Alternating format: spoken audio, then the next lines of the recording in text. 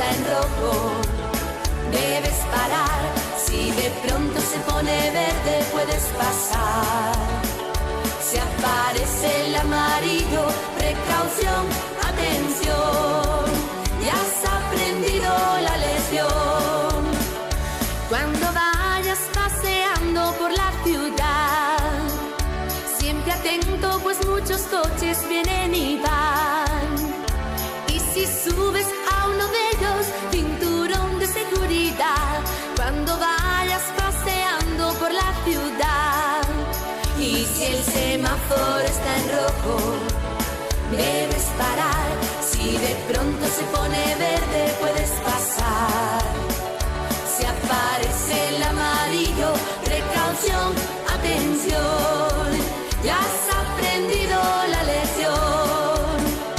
Cuando vayas paseando por la ciudad, por los pasos de peatones debes cruzar.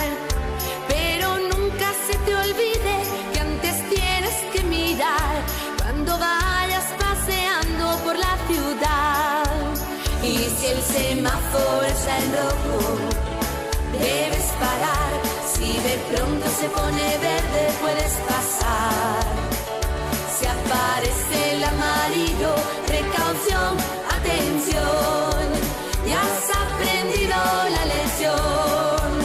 Y si el semáforo está en rojo, debes parar. Si de pronto se pone verde, puedes pasar.